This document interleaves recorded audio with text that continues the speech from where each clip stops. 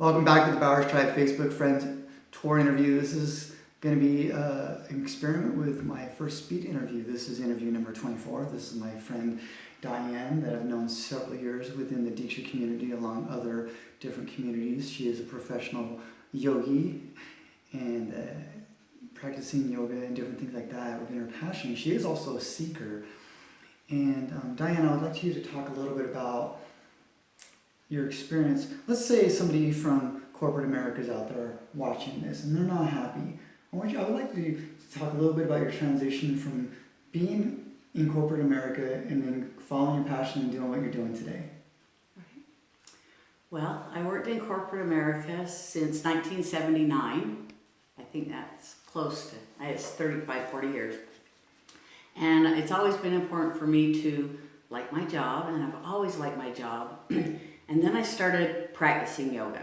And then I started practicing yoga regularly. And something clicked inside of me where I realized it was my passion. And as that passion grew, my love for my job in corporate America decreased. It actually became excruciating to go to work. It was tormenting. So what I would like to say about that, I had a health issue too of high blood pressure for quite a few years, for almost half of my career. So once I left corporate America, I took that leap. I was laid off, actually. I was laid off after I created the story that it would be the perfect thing if I could get laid off and get the severance package, and then it could help me make the leap from corporate America to landing doing what I loved, which is teaching yoga to the public. So anyway, I got laid off, and as I was being laid off, I chuckled inside because the words they were saying to me actually was the same words I'd said earlier. And so I knew I'd created it. And I also knew, I remember driving home thinking, how could I be anything other than happy? I created this, and I finally made it out of corporate America. And I know there's a lot of people that go to work every day because they have to, and the money's good, and they have the health benefits, and it's the answer. Yeah. It's the answer to everything, going to work, getting a good job, about who you are. So anyway, I was able to leave corporate America, and I went and had some medical testing done. So the first time I went for a medical test, they did my blood pressure. I'd been off for about a week, and my blood pressure was normal. I wasn't taking medicine because I'm a rebel. So I'm always trying to decrease my dose or do something funky to trick the doctors. So anyway, my blood pressure was normal. And I said to the doctor, I'm like, the only thing different is I've left corporate America. And so we thought, not really, big deal. And so I went on my way. And I came back a month later for a physical. And again, I'd been taking my medicine every other day, like the rebel person does, and enjoying coffee. I love coffee. So my appointment was at about 3 p.m.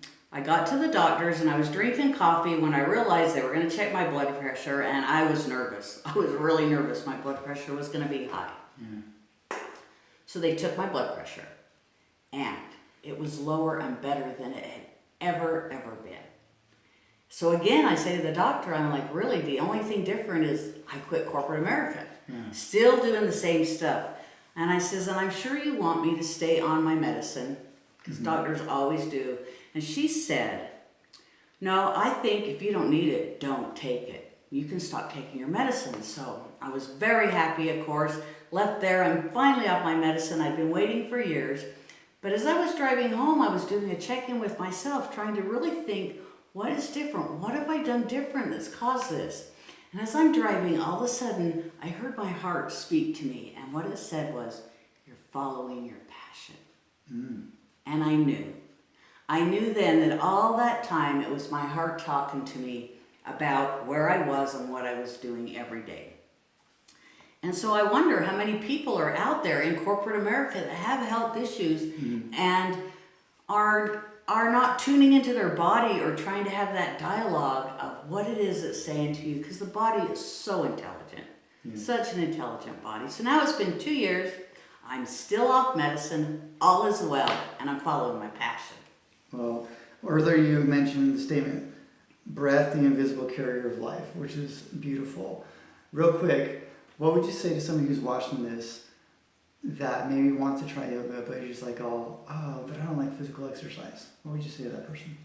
Yeah, well, it's not what you think it. Most people think yoga has to do with physical exercise, and yoga is so much more than that. There's 8 limbs of yoga. Probably the 3 that we focus on in a yoga class is the asana, so that's your postures. There's breath work, and then there's meditation. So if you just come to a yoga class and just learn to breathe or to focus on your breath, your body will speak up and perform magic for you as you get your mouth and your mind out of the way and just allow your body to open. So the breath, the magic of the breath. What I tell my yoga students is the first thing we do when we're born is we breathe and inhale. And the last thing we do before we pass is we exhale. And in between, this beautiful, magical breath carries us from birth to death. And so there's just so much honor to place on that and to maybe begin to take a little look at the breath. Well, it's always good to be reminded to breathe. And I appreciate the time that we had here today and the information we got to talk a little bit about. And Diane, would it be safe to say they were friends in real life and not just on Facebook? Absolutely. Absolutely. Well, remember to breathe, everyone. And thanks for checking in. Have a good day.